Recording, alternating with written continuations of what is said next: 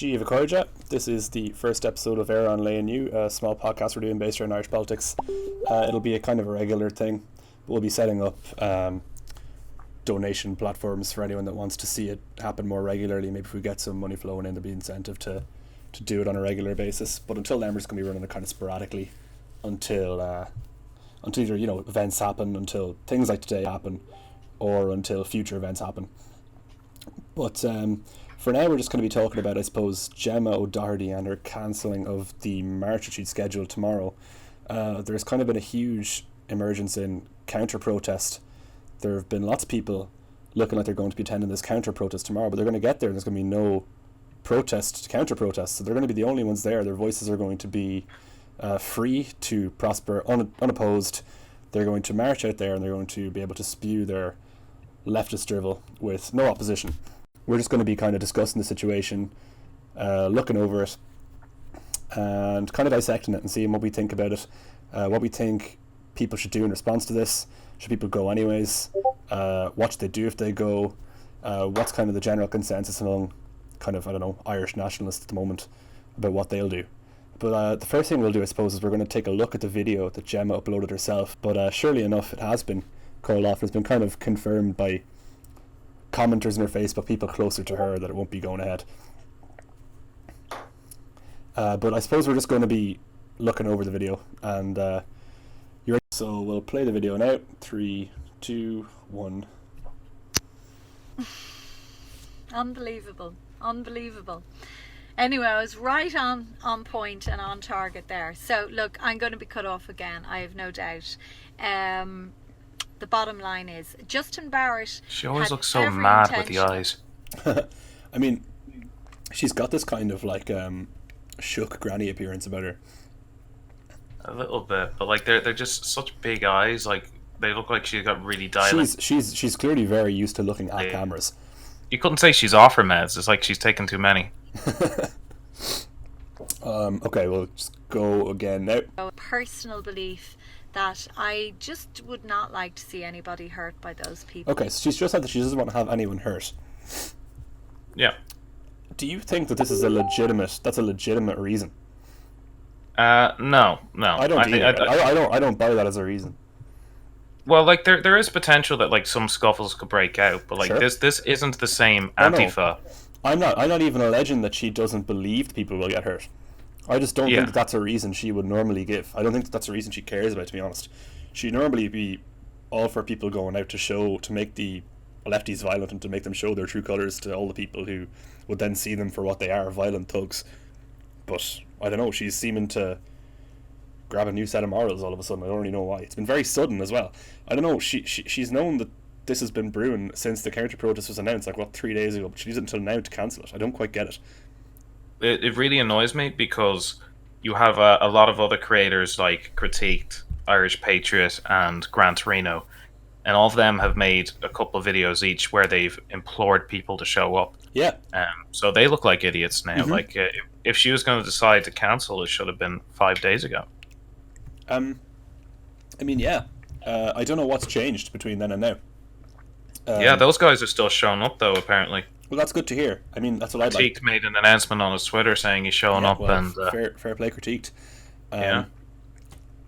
I think there are a lot of people who are thinking of not turning up though, which is kind of disheartening. But well, it's naturally going to happen when the person who's supposed to be the lead organizer just decides to drop out last moment. But I wouldn't have seen these as people who would have particularly acted on Gemma's whim anyways. Yeah, these are people who are generally looking for a starting point. They're looking for a reason to get out and to collectivise, but I don't see why they have to follow under someone. Well, that's kind of right. Like, I mean, there's a lot of people who are going to turn out tomorrow who actually aren't, really in with the idea of doing public protests and stuff, but they kind of saw it as, this is our people, and you don't want to repeat Upagita 2016 where one side gets run off the streets because they only have like 30 people going up against 300 people. So like you want to show out in support, and I think people are being united by the common enemy that is the far left. It was all the worst dregs of Irish society. I mean, look, this is not the same as Pegida and the Antifa then. No. It's not even close. These are people who dress up in, in unicorn suits, for God's sake. Yeah. Who ride around in wheelchairs that they don't need. I personally don't think there's any risk of serious violence, the kind of violence that would be required to call off a march. And I mean, when you call off the march, who wins? Yeah, well, you look like a coward. You look like you pussied out. That's basically it. And you look like that with good reason. Yeah. I think it's nearly inexcusable what she's done. Yeah, no, it pisses me off. I'd be very interested to see the kind of public reaction to this, how her followers or the other ACI people. But but I think will they leave her? There are a lot of people who are. Well, they'll leave her for another reason. To be honest, though, nobody uses BitChute. None of her followers use BitChute. Her followers tend to be far more on the older side and technophobic. Is she still consistently uploading on BitChute? I don't know if she ever did it directly. I know she's archived her stuff, but they've already seen her archive stuff though. BitChute has an auto upload feature, so I think that's how it's been going up. Oh, I know. Yeah, they're the archives though. So when her YouTube account got taken down, it's only old stuff that they've seen before. Yeah, I suppose. So, she could actually help build the platform. It's just the problem with her audience tend to be on the older side. Yeah. They really aren't young. But I to be honest, I don't know if I see anyone leaving her. There are a lot of people who are like ensconced with her. They are like children leaving a parent on their first day of school. They can't seem to let go of her leg, no matter what she does. I don't know. Well, she talks about fluoride, she talks about vaccines, and they're still with her every step of the way. Yeah, but I think when she started talking about that stuff, like there already was a movement there. They're not that way because she told them that there's fluoride in the water and you shouldn't drink it. I mean that is actually just general kind of Republican Sinn Féin grassroots stuff. Yeah, you'd be surprised the amount of Sinn Féiners have councillors always complaining about fluoride, and you got the odd few complain about chemtrails. So I think they just go, oh wow, we got this minor Irish celebrity, this journalist is now giving voice to our concerns. So they kind of latch onto that. The problem is that it's such a mishmash of policy. Her what do they call them? The pillars of ACI or whatever. Yeah. But I think 12 of them are super solid, and 8 of them are batshit crazy. They're I think I've read 4 of them. Oh no, she put out a leaflet there with the synopsis of the 20 of them. Oh, I've seen that. Just didn't bother reading 20. But 20 of them, they were pretty solid. But the 8 ones, every single one of them was a deal breaker. Every single one of them. Like if you were trying to take action against chemtrails, I'm sorry, I don't want you running the country. That's barmy. It's crazy. She actually had a truck pulled up outside her protest one day. She didn't pull it up, but I think she actually covered it on her stream, and she thought it was very interesting. As some guy had a truck and it was plastered with all these images of Ryanair jets and Aer Lingus jets, and pointing to these random instruments on the plane, saying that these are tubes for distributing mind-altering chemicals. And my friend, who actually studied aeronautical engineering or whatever for his first degree in college, I remember showing him this video. And he goes, "Oh no, they're just lightning conductors. That's what they do. Mm-hmm. They don't distribute anything. They're not tubes. They're just rods of metal. Steel, yeah. It's mad stuff. Mad stuff. Yeah. Well, let's see. And we should all have seen this coming. Somebody like that. To be honest, a lot of us did see it coming. But the people who are kind of clinging to her leg, like I was saying, I'm wondering, is this the straw that breaks the camel's back, or will they continue to cling? Because to be honest, I have no faith in them. Yeah, well, it's like I was gonna say, it's two things. She's really pissed people off recently. She kind of let a lot of people down, and this comes as we know she's not getting let back on YouTube. So her star is really gonna fade after this. But nobody's gonna go look. I still appreciate the attention being driven to the issue and the persistence with which she protests outside the Google HQ, and fair dues to her, because she's been nothing if persistent. If not persistent, rather. Because, I mean, the fact that she's been out there, people walk there on their way to work and they wonder what the hell is this crack going on. And also, in fairness to her, I don't see any of this rubbish about vaccines or rubbish about chemtrails going on while she's talking about big tech censorship. She doesn't tend to lump them in together, which is, I suppose, of note, and it's worthy of praise. Yeah, but then she starts saying stuff that Google protects pedophiles. I don't even know where that comes from. Yeah, I don't know where it comes from either, to be honest. Maybe some QAnon stuff. Maybe. She's red pilled on QAnon and 8chan. All that. Yeah, well, fucking rip QAnon now. What'd you say? R.I.P. QAnon now. No more trip codes. Yeah. No more 8chan. Yeah. I mean, I think there's been like 4 QAnons anyway, because the what you call that code, the trip code, it's changed. And then if you ever ask QAnon people, just like, so if it's changed, why do you still think it's QAnon? And they go, oh, because he said it changed. It's like, why did you believe this man was the Messiah? Well, he said he was, so... Yeah, he's going to show up on 4chan eventually, I think, or maybe 9chan.com, and that'll be the new QAnon, but it could be a totally different QAnon, so we'll see. 9chan.gov. .gov? Yeah, the honeypots. Oh, okay, I haven't heard of that one. Which one is 9chan? So 9chan.com is one I know. Oh, is that real? Yeah. It's oh, like shit, it's spelled like 9, like the German 9. Oh fuck, okay. It's actually it's a pretty good site because it's almost totally unmoderated. So no fucking you Jannies. find a lot of people's docs on it. Jannies, out. Yeah. Okay, so we're about fucking 20 seconds in. I'm just gonna play it again. People, as I said, they're not well. They're planning to be vicious. They're being vicious all week about this, and they are vicious people. And we just have to pray someday they will see the light. But so she said that they're vicious people. Now that's kind of fair. It doesn't allude to violence. They are ideologically vicious. Well, I don't know if these particular people are violent. Would you think the likes of Fiona are violent? Well, Fiona has just had a viral video go around there last week of her waving a metal pole at people and threatening them to get away from her property even though they're not on it. Yeah. And then in the video, like she waves it and like nearly hits Vincent Byrne on the head, the Irish broadcaster, just because they're delivering her a court summons saying that they are suing her for defamation.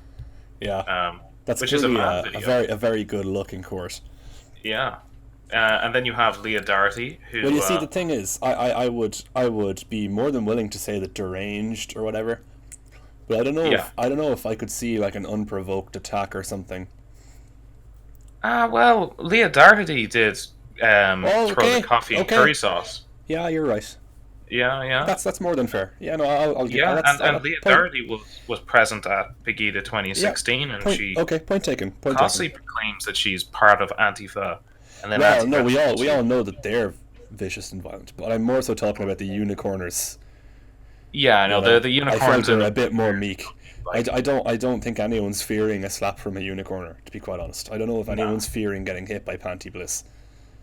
No, well, Panty Bliss actually is a bit of a beast, so got a long reach on him. And you can joke about that because Panty Bliss actually isn't transgender. It's true. Yeah. Does Panty want to be referred to as a he, or what's the story with that? He's a he. But does he like being referred to as a he? I think so. I think he's a drag queen, so he's more he's a transvestite, not transgender or whatever. I wonder what he looks like when he's not in drag. Oh, he actually does some stuff on the Late Late Show and all that, and he just looks like a very gay man.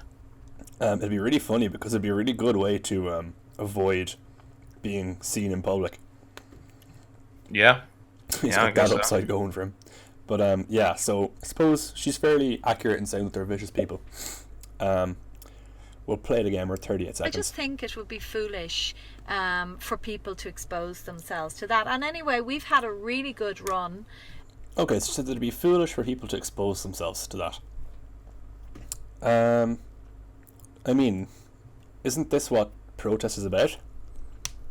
Yeah, it's about confronting these people. Yeah, you're. This is the whole point, Gemma. You go out on the streets and you have your placards, and you expose yourself. People aren't going to find your ideas trawling through the mud. You have to expose them. Oh no, you full on expose yourself. That's the whole point. And then you just throw it open. You should wear the trench coat and then just have the ACI logo painted on your torso. Oh yeah. Yeah. And do a bit of a windmill. But yeah, no, I think helicopter. I think that to say that we don't need to expose ourselves to these people is ignorant in the extreme, because it's not these people we care about. It's the people who get to see the march. It's the general populace who are kind of, by and large at least, hopefully, I don't know what the word is nearly, uninfested or like untainted by this kind of really bizarrely vicious mentality. It's when normal you want to expose yourself to. When normal people see people like Fiona, they're just like, holy shit, get that out of my country. Mm-hmm. And she's not Irish. Just want to put that out there. She's English, welfare queen. At least if she's staying here, she shouldn't be in that €200,000 house out in Cork, which the council is paying for. I showed that to some normie friends, just the reaction that she gave to Ben Gilroy and Vincent Byrne, and they're just like, who is this lunatic? Yeah, she's clearly raving mad. Yeah, so like, even if they do show up tomorrow with 200, 300 people, and Gemma could have had 150 to 200 people there herself, like her on the higher side, her numbers have been 70 to 80 people. This does get to the crux of the issue, though. What'd you say? It gets to the crux of the issue. Is she pulling out because she got beat? Oh, I don't know. I think she might. It might be a little bit. She might fear for her own safety, because she didn't show up the last time Fiona was there.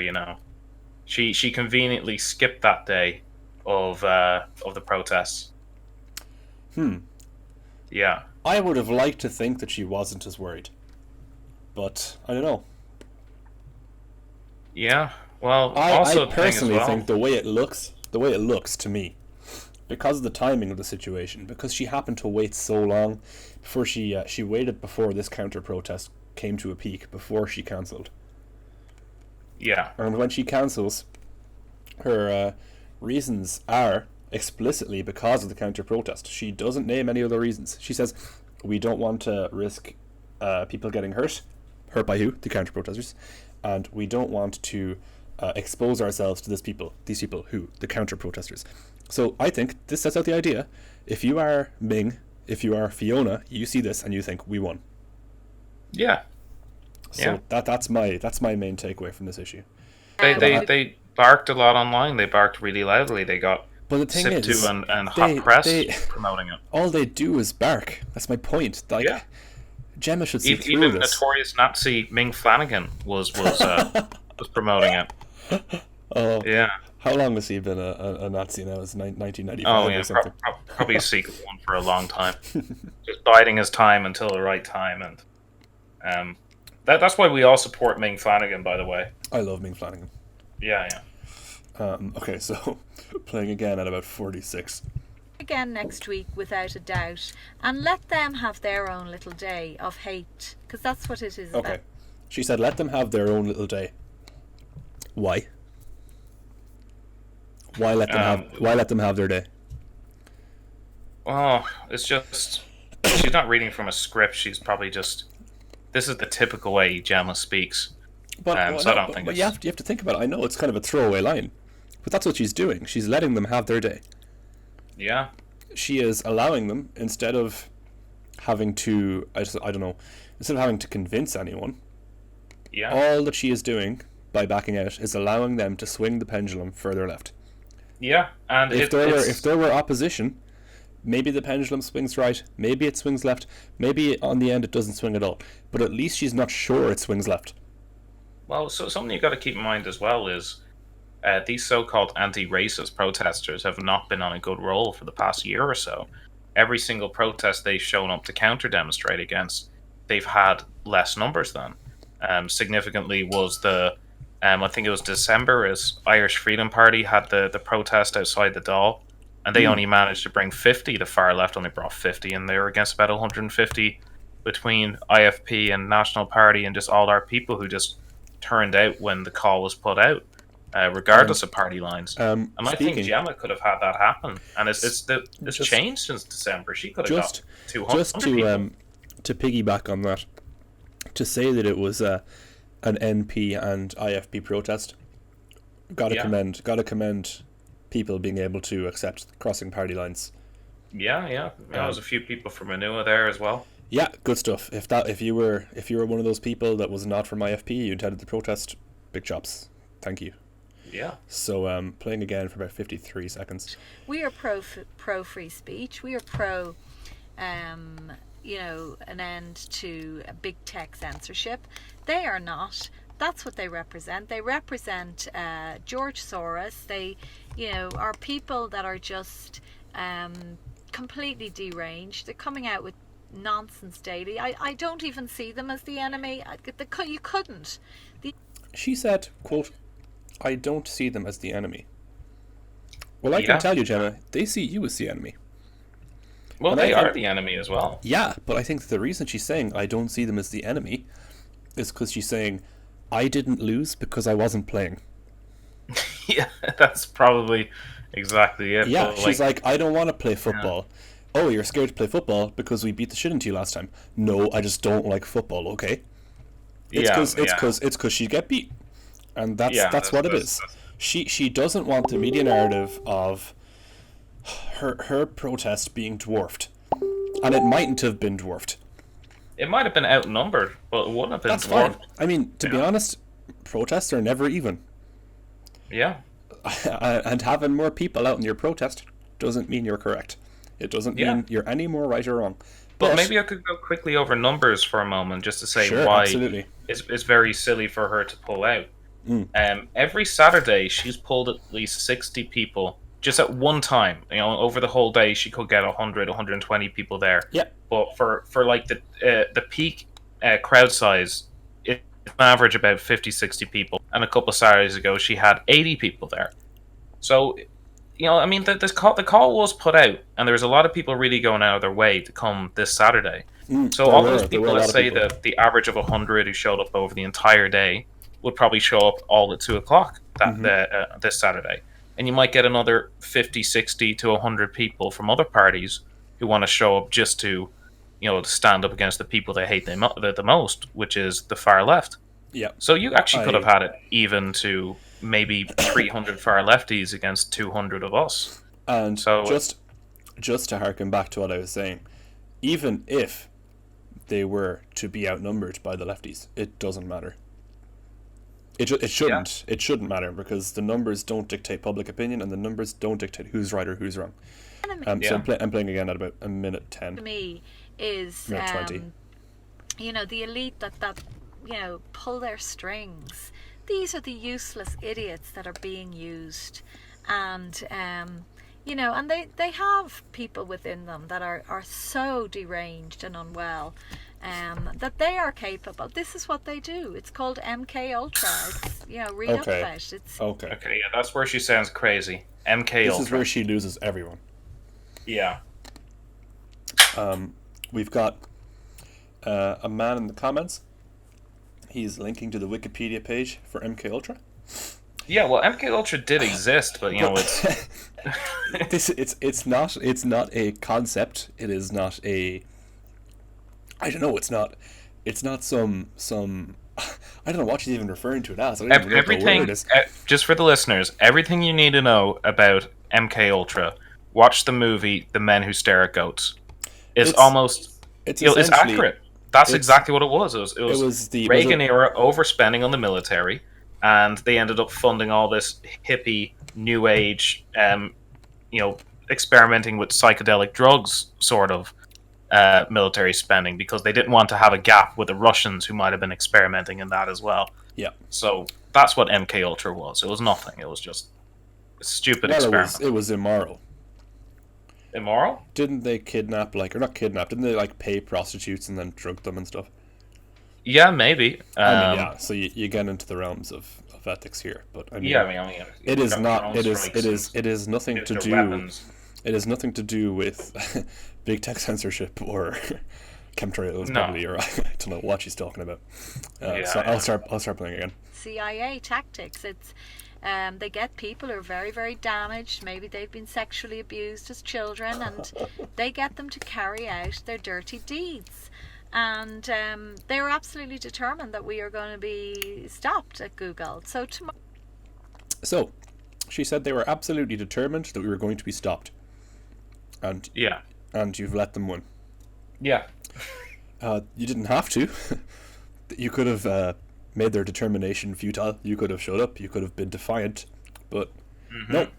I don't know why. It seems to go against everything she seems to believe in, and it goes against everything she says as well. It's a bit bizarre, to be honest. I'll start playing again. I was at 1:57. Is their big day to make that happen. And I would say the Gardaí won't be there because they'll be at probably the final of the Pony Club games up in. So, Gardaí won't be there. Yeah, they will be there. Yeah, because do you care to explain why they'll be there? Because if you look at all the events that are going on in Dublin that day, almost at the exact same time as the protest, you have a marathon to the west of the protest, literally about a 5-minute walk away, so there'll be a lot of Gardaí around for that. On the north side around Connolly Station, you'll have Gardaí just escorting fans for the GAA to the Dublin match, which is at 5 p.m, and then to the east, you have the Aviva Stadium, which is conveniently right where the Lefty March has picked as their meeting point, where they're going to march down to Google HQ.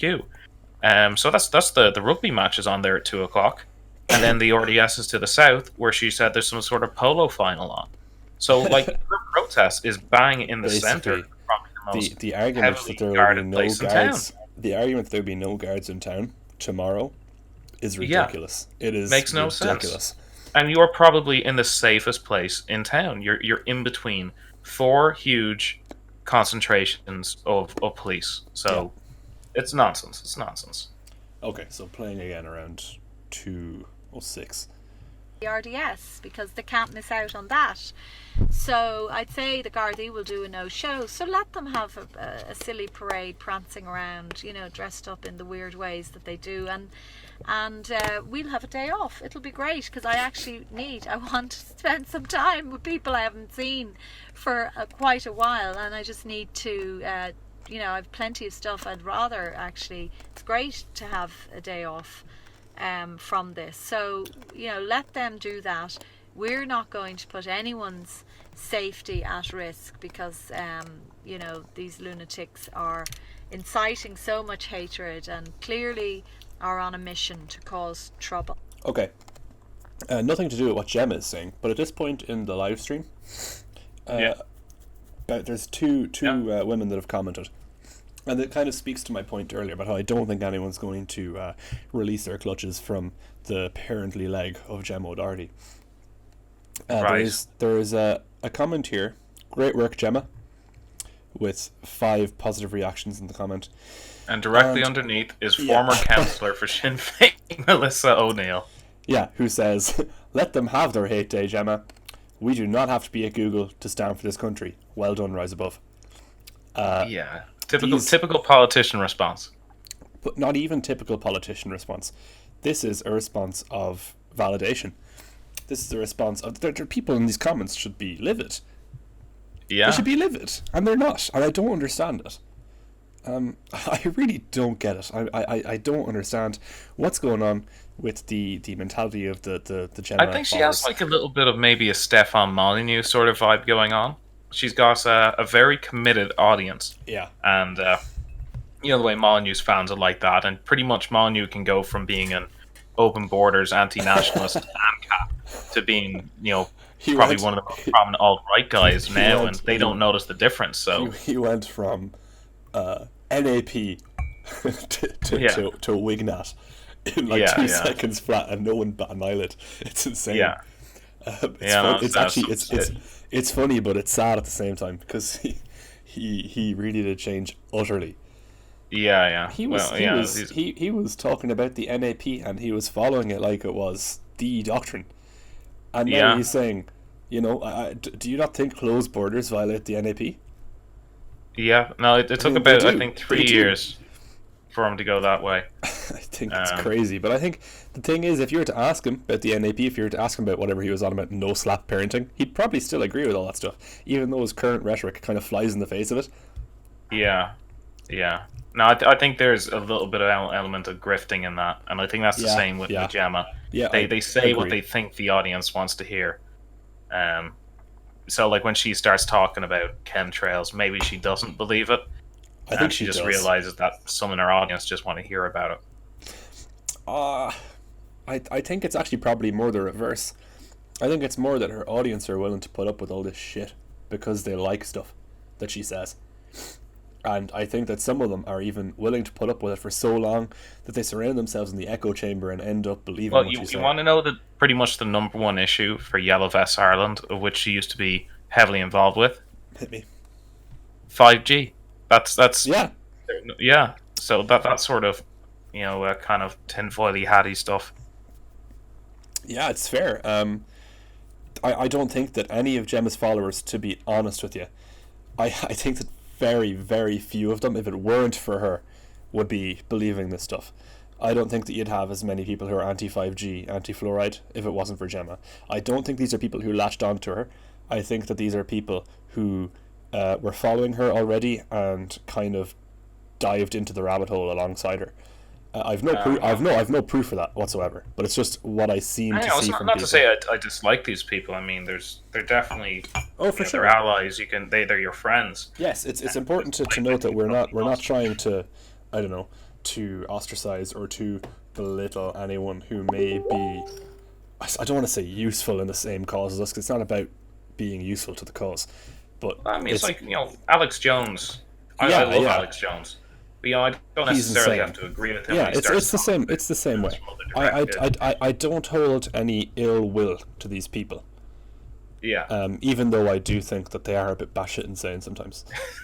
That's just the way it is. That's the way it is. They are, and that's okay. We're all a bit batshit insane in our own ways. Yeah. But okay, we're at 2:52. And we'll be back, as I say, next week at Google. So I don't know what is happening here in terms of, but please, as I keep saying to people, GemmaO'Doherty.com, that is where I am going to be streaming from, and nothing is going to stop that. So please, if I'm suddenly cut off Facebook, which I probably will be, please make sure that everyone migrates to that. Jerry even mentioned the word. Okay. Talking about being kind of zucked, how long do you reckon it'll take? I'm taking bets. PaddyPower.com better open up bets on odds for Gemma being zucked, because I actually don't think it'll happen soon. Well, I don't think it'll happen either, because not a lot of people actually know this because it conflicts with the narrative, but she was kicked off of YouTube for breaking their community rules, not for hate speech, but for ban evasion. Like she had two channels set up, same name, and she was constantly announcing on Twitter and other social media platforms that she received some temporary suspension from live streaming for whatever copyright infringement issue or something. The next one. Yeah. Yeah, she said, I'll be live streaming from the other one. Mind you, even though that is against the terms of service, there is no doubt, not a single shred of doubt in my mind, that rule is very selectively enforced. Yeah, well, I mean, like, she did it for a long time. I know. Like, I'm not saying that. I'm not saying that she's. I don't know.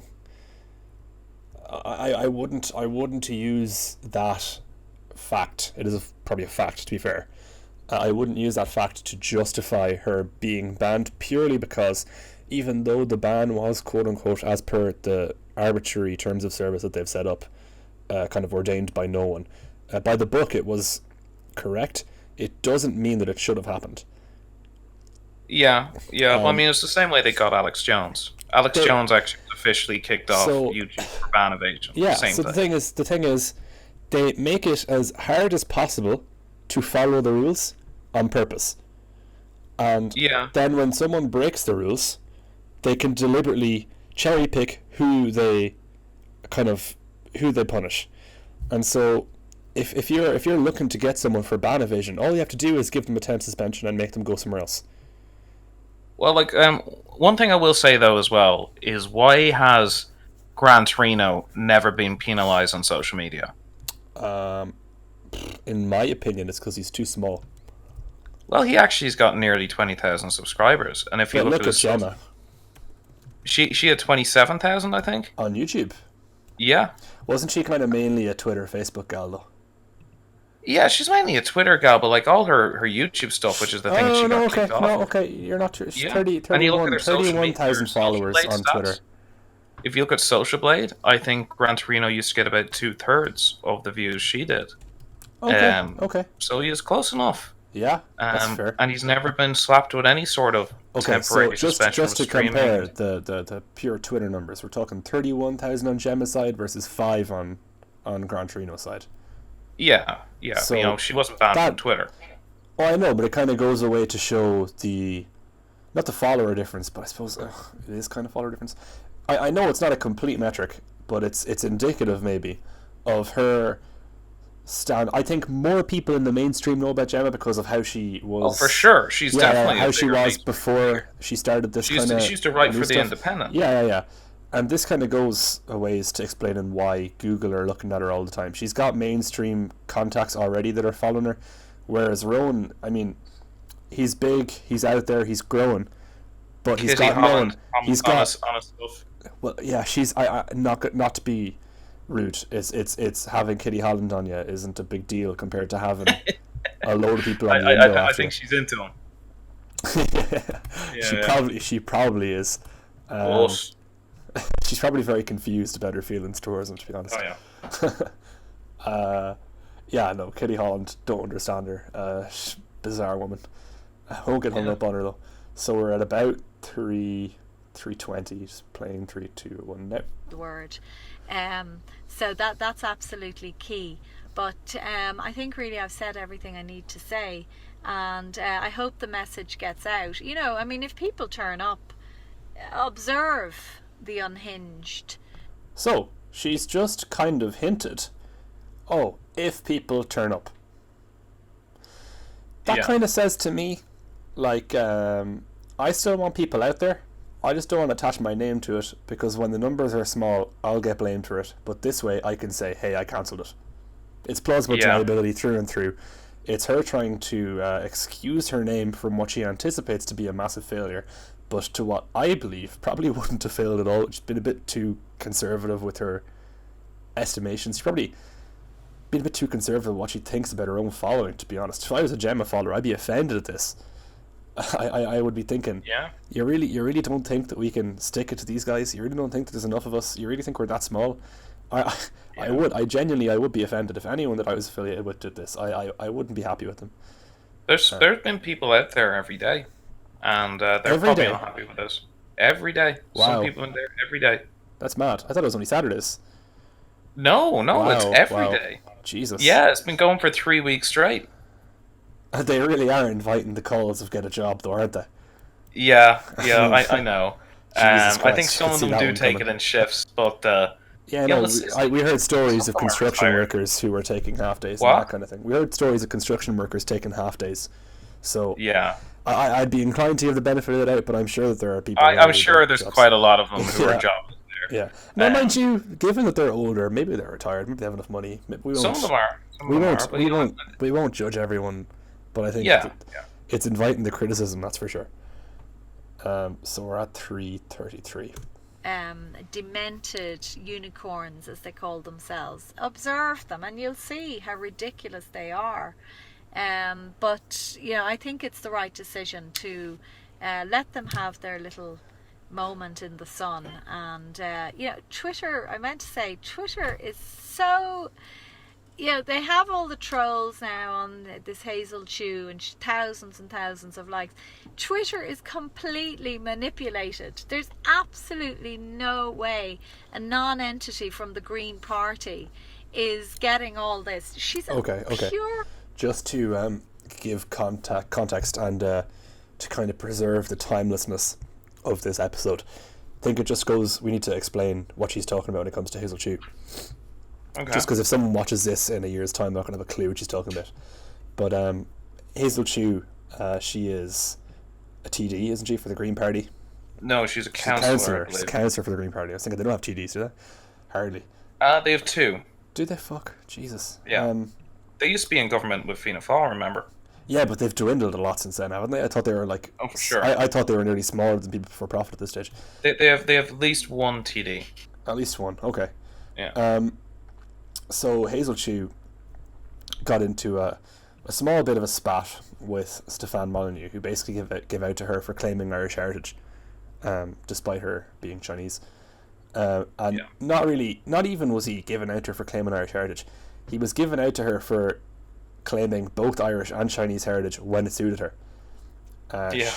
She was saying we need to preserve... fellow Irish people. Yeah. Fellow whites. Yeah. So she was claiming that we need to... Not claiming, she was saying that we need to preserve Chinese culture in Ireland. And then she was also referring to herself as, we Irish, our culture, etc., etc. And so that's what Gemma's talking about. Basically, she got into a spat with Stefan Molyneux, and I think she's insinuating that Twitter kind of boosts her tweets, because Hazel Chew got kind of an obscene amount of positive response. And also Irish Twitter is just swarming with the Irish worst Simpsons fans, basically. It's just a leftist cesspit. It's that way because Sinn Féin, Ireland's a bit unique the way Sinn Féin was the first in our country to weaponize social media. So like before you had anything like the alt-right or whatever, you actually did have a literal alt-left in this country. So they still have quite a large presence, though it's dwindled a little bit. Yeah, I think I still see them.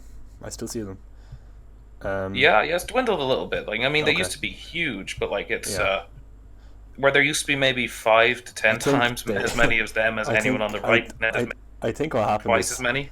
They probably got kicked out of the parents' gaff, and had to work to pay their rent, and realized they didn't have time for all this Twitter nonsense.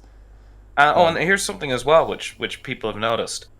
AFA Ireland, which is the more Republican sort of faction of Antifa in Ireland, has been totally silent on the Gemma protest. Yes, that's true.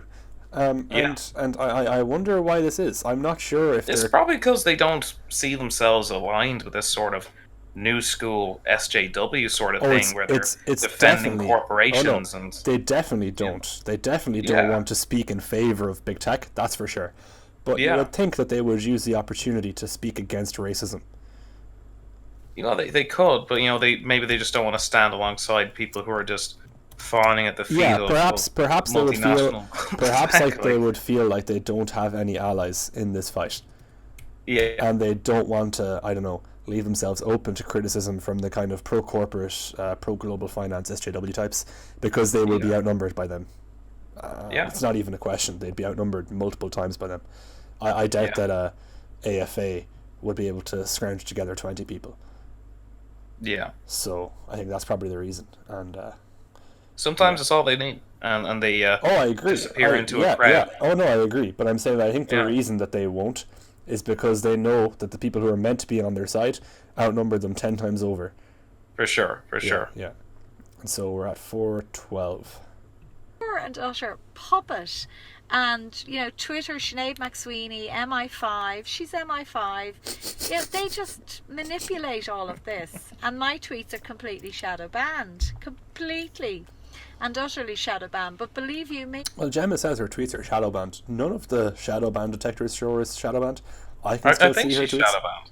You think so? I think she is. Like, I think if you might be able to check this out if you're logged out. I'm checking it right now.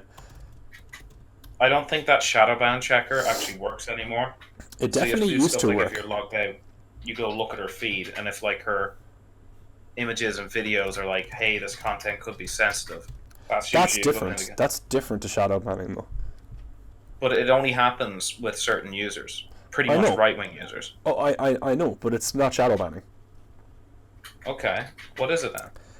It's deboosting, maybe. It's suppression, but it's not shadow banning. Shadow banning is kind of specifically where the website allows you to carry on using the site as if other people can see what you're saying, but they can't. Oh, okay. So the definition here, I don't know if it really matters what the definition is the act of blocking or partially blocking a user or their content such that it will not be readily apparent to the user that they have been banned. So the idea is that someone who's shadow banned can continue to tweet away, unbeknownst to them, no one sees their tweets. And I know Reddit used to do it, where Reddit would actually give you ghost upvotes.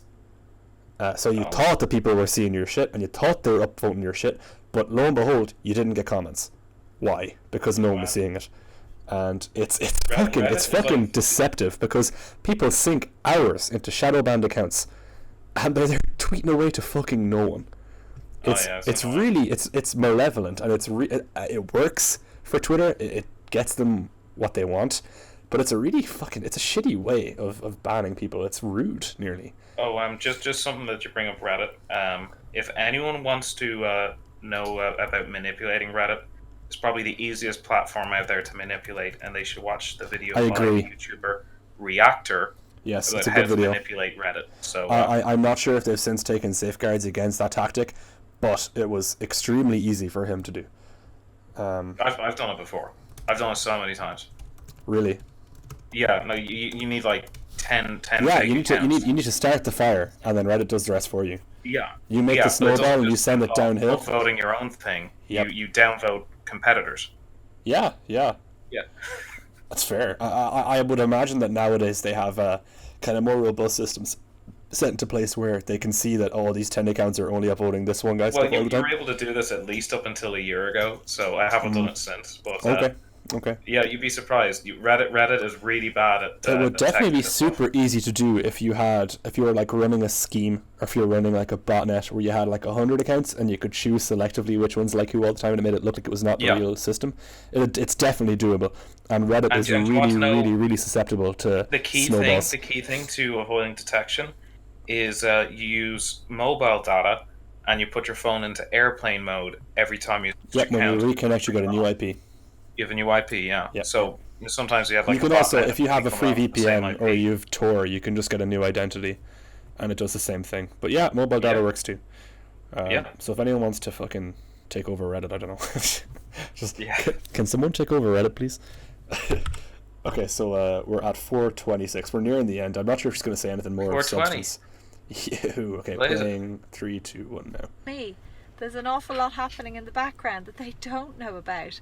Very serious stuff that we're doing with very serious people who actually share our concerns about Ireland. So we're doing absolutely everything within our power to bring back freedom to this country and to stop this insanity for once and for all. As long as I am alive, I am not going to allow this communist totalitarian dictatorship to continue to destroy our country.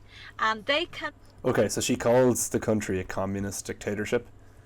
I feel like she could have gotten the I don't know, the feeling she was trying to get across, the people have been telling her to stop saying that and start saying Orwellian instead. But the thing is, she's not even that wrong with saying communist. It's just that she's not right either. So the problem is, I hate using the word because it's the most cringe tier YouTube conservative boomer term ever. But what she really means to get across is cultural Marxism. Yeah. I hate the term. I despise it. I just cringe every time I say it. But what she's trying to get across is the kind of the SJW culture of, everyone's equal, everyone's the same. Everyone's equal except some people are more equal than others. Well, the black people and the minority people and the gays and the lesbians and the trans people and the disabled people are more equal than others. Everyone else is equal. Yeah. That's the idea she's trying to get across. I suppose Orwellian isn't a bad way to put it. That's why words like Orwellian are so much better. But when people think about Orwellian, they don't think as much about Animal Farm. They think more about 1984. Sorry, I didn't hear that. When people say Orwellian, they usually mean it to mean 1984 and not Animal Farm. Yeah, I suppose. That's my only problem with it. I do agree with the point, though. It is Animal Farmian. I don't know how best to describe it. But yeah, the idea that all my friends who are teachers, I tell them read Animal Farm to your young class, God, and yeah. you just kind of like Fuck yes. inoculate them with, or you just kind of like I read that shit when I was 9. Best thing I did. Yeah? Yeah. Did you even understand the undertones when you're 9? No, what happened is that as I grew into my teens, maybe when I was 11, when I was 12, I sunk in what was going on. I got the idea, I understood that it was about fairness and equality, and I thought it was like, oh, this is to teach people, that some shit's unfair and you shouldn't do it, and you should always strive for fairness. Yeah. But eventually I saw, not explicitly communism, but I saw participation medals, that kind of shit. Yeah. And I was like, hey, this is kind of what that was about. It's about trying to make everyone feel the same, but they're not the same. And that's when it started really clicking. Yeah. But I know. And then when you get to 16, 17, you start to really understand, oh shit, I'm seeing it in the news. It's in the media all the time. Every single time I turn on the news, I see what happened in Animal Farm. Yeah. So she's not technically wrong, but she is. She is technically wrong, but the feeling is right. The platitude is there and it's correct. But she should find a better way of saying it. I don't know what the best way of saying it is, but she should wear a T-shirt that says Joe McCarthy did nothing wrong. Why? Joe McCarthy, the guy who locked up all the communists in America. Mm. Yeah, I just think it'd be funny to wear a T-shirt saying that. Oh, I know. It doesn't get that point across though. She needs better words. It was a joke. I know. But she needs to figure out better words to understand, to get across the idea that the idea of this culture, this kind of malignant group. Well, that's where cultural Marxism is actually a decent term. I know you don't like it, but it's become really I think sullied by the kind of people that use it, to be honest. Oh, okay. I feel like the people that use it devalue it in the same way that SJWs using racist devalues the word racist. That's where you just kind of change the terms. I really wish they'd start using terms like red fascism. And that's actually somebody, if they are a communist, they hate that. Not because they go, oh, you're a fascist, they go, oh, you're a Stalinist. Because that's what red fascism is. Yeah. And I think there's a good ring to it. Yeah, no, I agree. But you also need something that the general populace isn't going to be able to use to beat you over the head. If you told your average person that you thought that the country was a communist dictatorship, they'd go in on you, and they'd be right, because it's not at all. It's not a dictatorship, and it's not communist. But what she's trying to get across is that it's establishment-backed cultural Marxism, for all the cringe that is involved in that. But Stalin. Yeah. Stalin would actually define Ireland as a fascist country. When? Because Ireland is a social democratic country. Basically functions like Sweden and whatever. It's a market economy and everything like that. And socialism for everyone underneath a certain pay bracket, and then capitalism for everyone else. Yes. This is what Stalin actually called. He said, social democracy is just moderate fascism. Well, this is because anything to the right or liberal or libertarian of him, he considered fascist. Well, I can kind of see where he's coming from, though. I don't think anyone that isn't him, anyone that doesn't agree with him, who isn't actually a fascist, he considers fascist light. Okay, sure, but I think there actually is a little bit of an argument to be made here. Because if you look at how the fascist economies at the times were structured, but it's not about economics. Communism. So, but it's not about economics, though. It's what? It's not just about economics. Fascism isn't an economic term. Yeah. It's actually explicitly exclusionary of economics. Oh, is it? Oh, well, Italian fascism was all about being third positionist and everything. The third position is saying, I am not pro-socialism, I am not pro-capitalism. And they're economic terms. So it's saying I'm not socialist, I'm not capitalist, I'm something else. Right. But that's still economics. But you're saying that I don't define myself by those terms.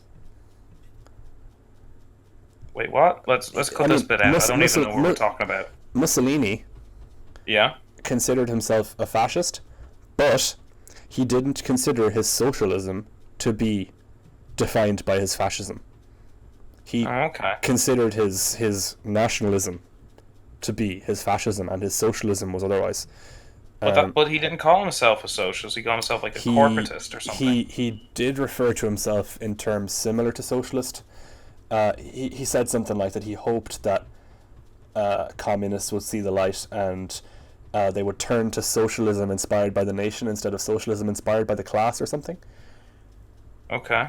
So his problem with communism was that they were socialist but for the wrong reasons.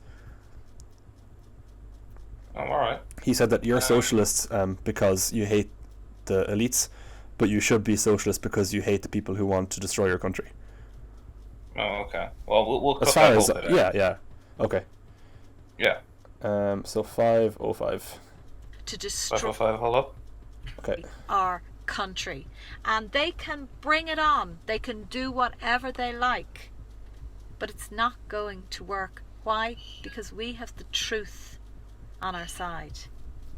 We have the truth, and the truth always prevails. And even if in our lifetimes we don't get to see the great country that this could be, should have been, from independence, should have been, but of course, infiltrators all the way. This is the latest attempt to infiltrate a good movement which is about the Irish people, about getting rid of corruption, about protecting Irish taxes so that nobody has to sleep in a doorway, so that nobody has to be... I would just like to butt in and say fair enough. Well, I don't know where she thinks it's going to be infiltrated.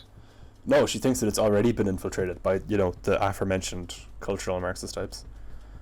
Well, she's talking about her movement, and she's afraid of it being infiltrated. Is she? Her anti-corruption movement. Is that what she said? Can we rewind that back to 520 maybe? 3, 2, 528.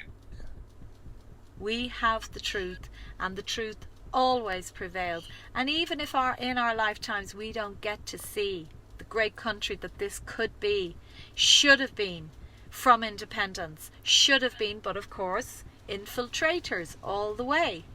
This is the latest. Okay, so she was talking about the country when she mentioned infiltrators. Why did you say movement then? When? Recent movement. Huh? She says, this is the most recent attempt, and she said to infiltrate the movement or something.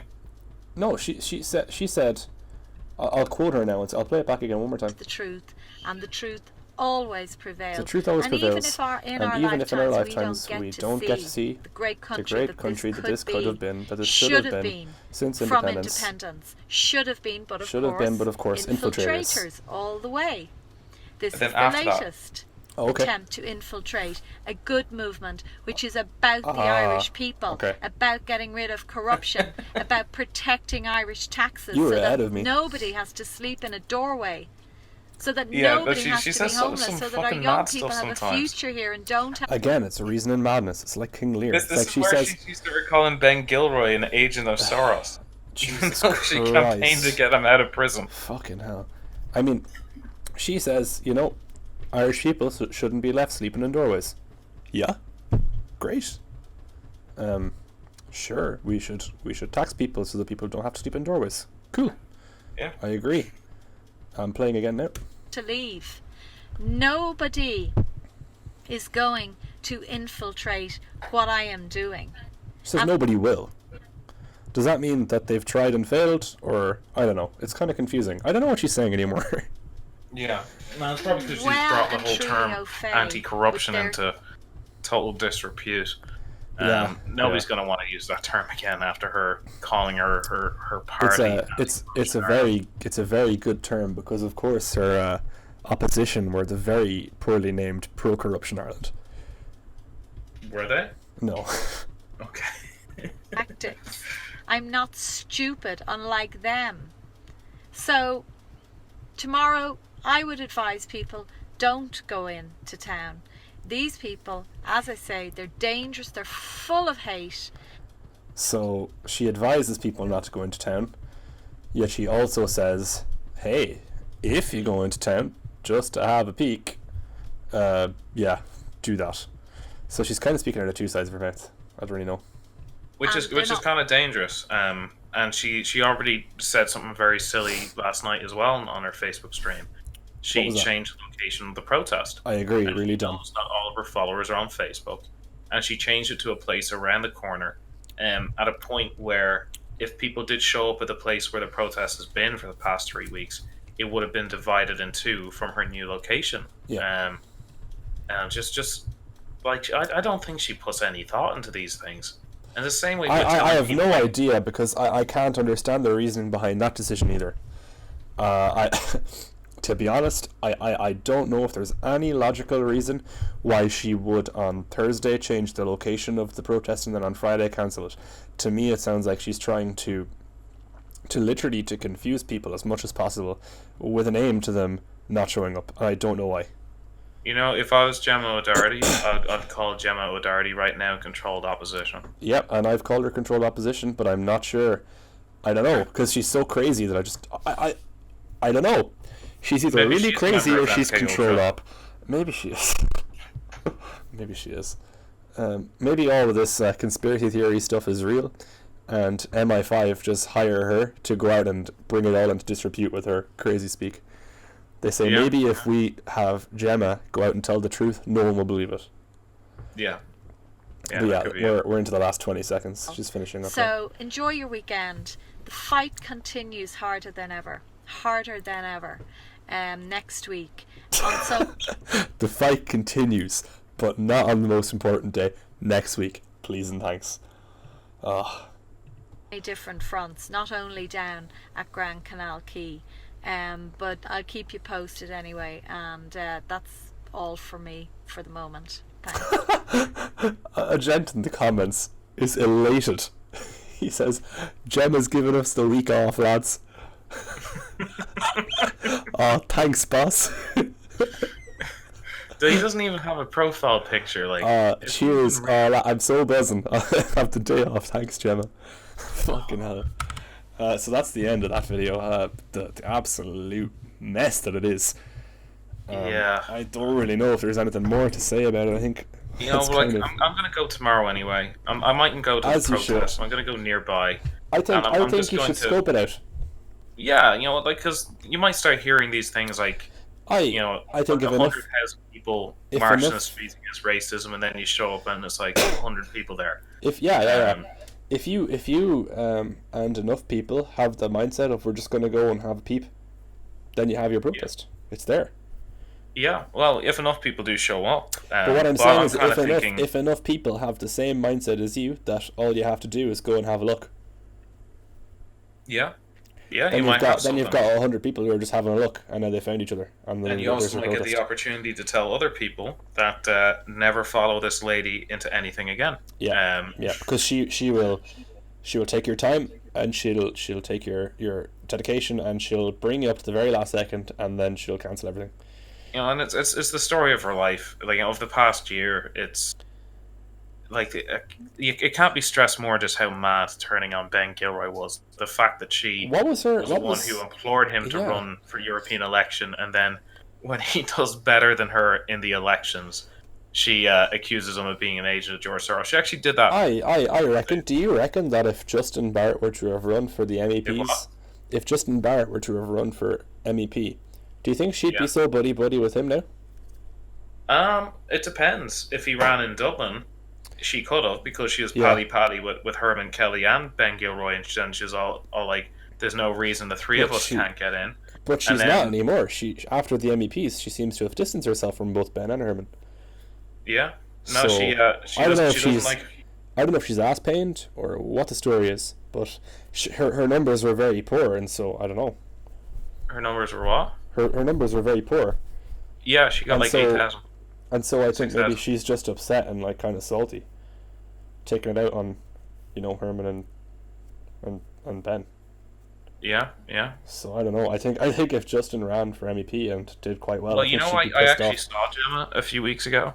I went to go have a look at her at the Twitter protest when she decided to occupy the lobby of Twitter, and as she came out, I asked her like, what's the deal with Ben Gilroy, and she kind of like mutters away something about losing her loads of money, and she didn't want to reconcile with Ben Gilroy. Even though it was her who told Ben Gilroy to run in Dublin. But no, he somehow did fuck up anyway, and even though she filed the papers, like this is all on the internet, people can look this up. She was the one who had to file the papers for Ben Gilroy because he was still in prison for contempt of court. So she filed the papers for him to run in Dublin, and then the moment he gets that viral video, she gets green eyes, and now he's an agent of George Soros, and nobody should trust him. That was bizarre. It was very strange, and it was within a day. Yeah. She was on the Gilroy train, and then all of a sudden he's Soros. Bizarre. Right, that's, I suppose, when it comes to talking about Gemma herself as a person, that's all I have to say. About the march, though. If the march were to go ahead, who would you like to see there? I would have liked to see Justin Barrett there, but he tends to avoid these kind of marches where he can come into conflict with people. He tends to avoid places where he would be seen as the figurehead. Yeah. Like the times he has shown up at the Gemma protests, like it's usually been on days where they know there's not going to be any opposition.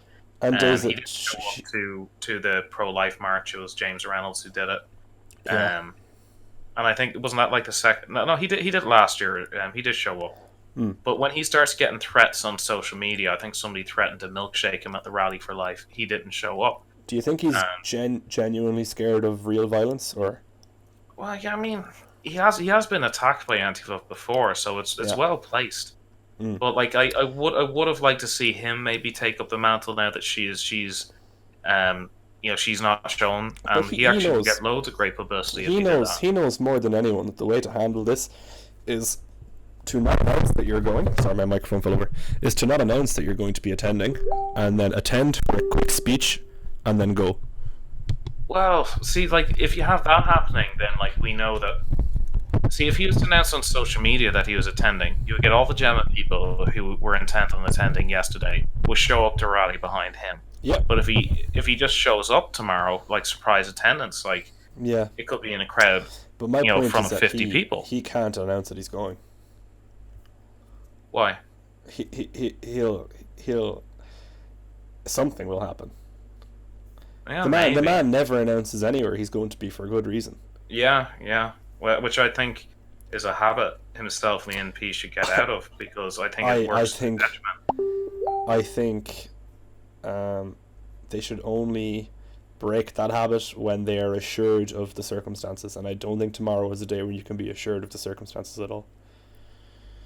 Well, you want to know that you've got enough people behind you that if something were to go down, that there's buffer. You don't want to be there with like 30 dudes. Well, no, why not? 30 dudes could probably help. I mean, you can be singled out if there's 30 people there. I'm talking if you're there with a march and there's like 500 people, it's going to be really hard to single out you because it's going to be hard to get to you. You're going to be dealt with before you have the chance to do damage to a specific person. Well, the only instance where we've ever seen this happen before is when it happened to him in 2004.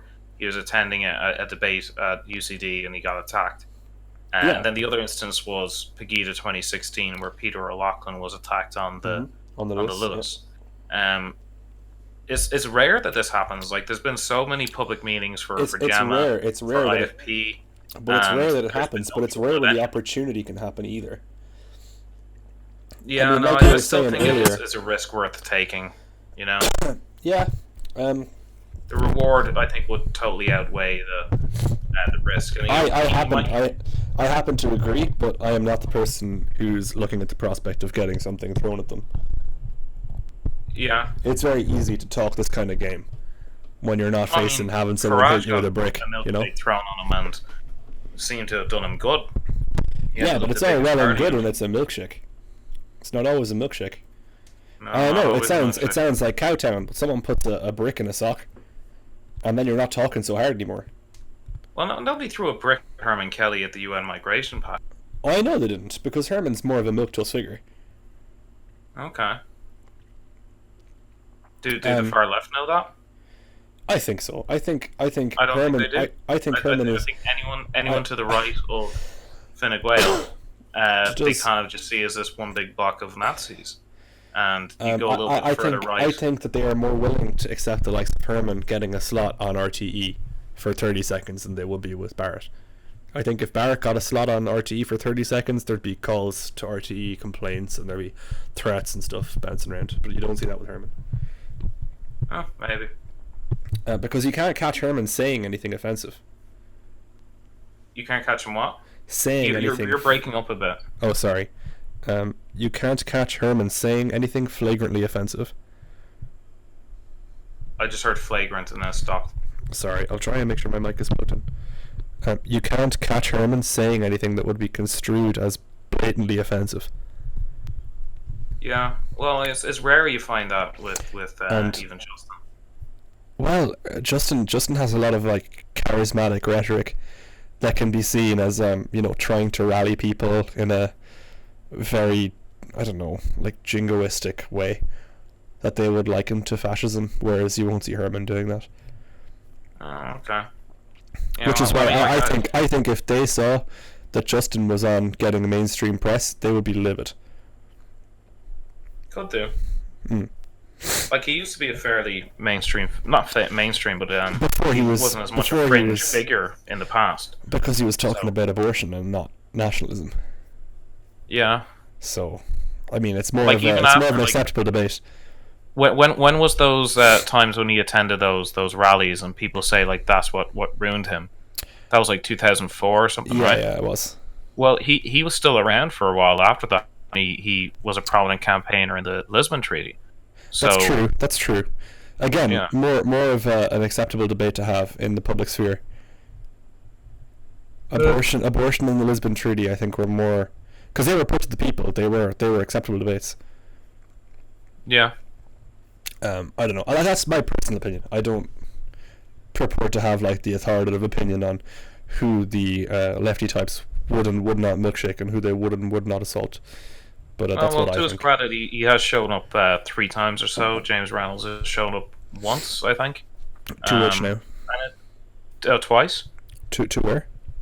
To Gemma's protest. Yeah, that's good. It's good to see. And it's nice to see that they are being a bit more letting their hair down a bit when it comes to public appearances, because all you see is that they're attending some small town handing out leaflets. And it's good that they're putting themselves out in potential harm's way in Dublin as well. Yeah, it's actually gone well. There hasn't been any trouble with them. It shows a bit of grit.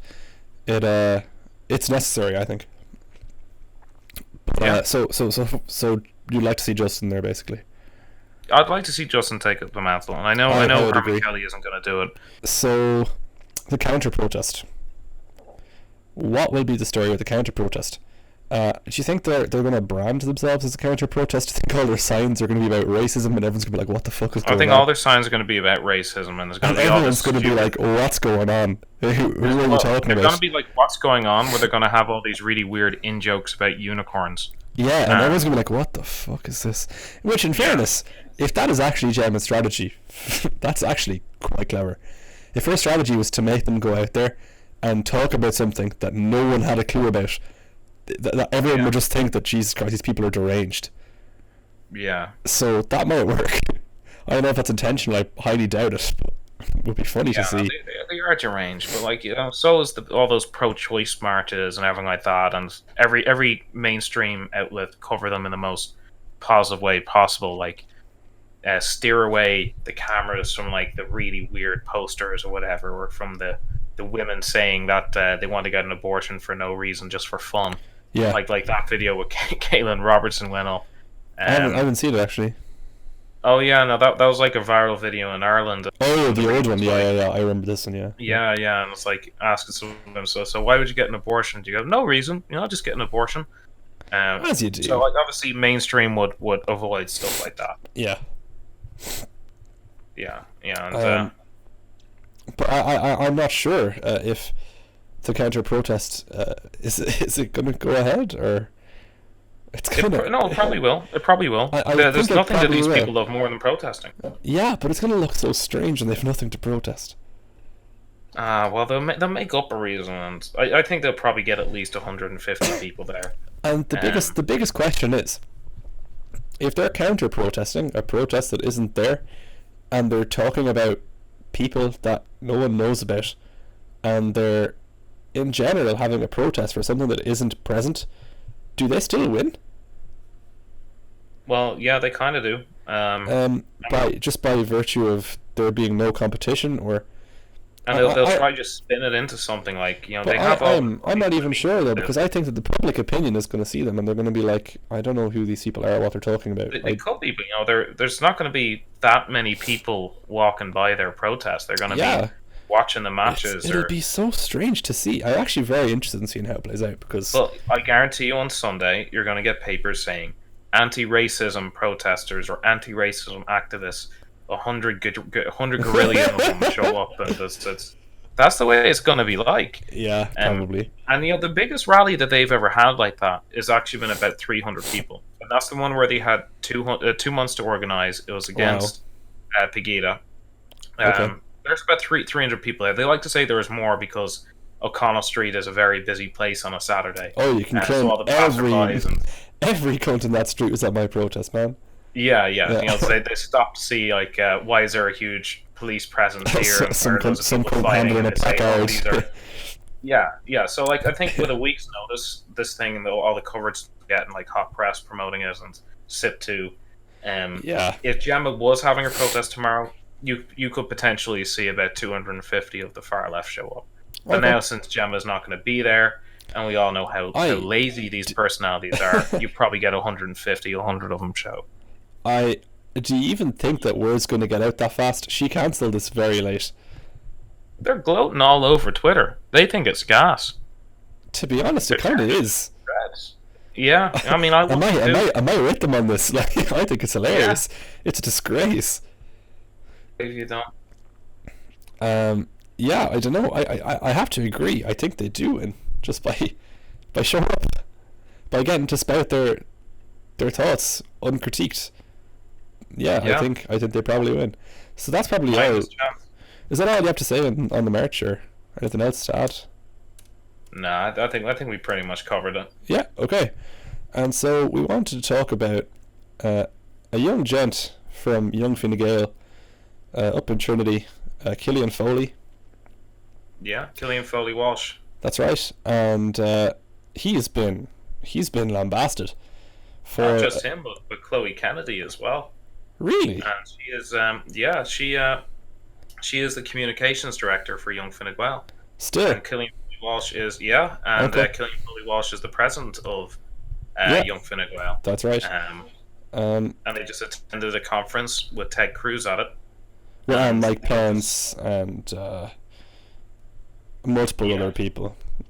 Yeah, or was it that they attended, National Policy Institute's yearly conference, or was it they attended American Renaissance? It was the YAF.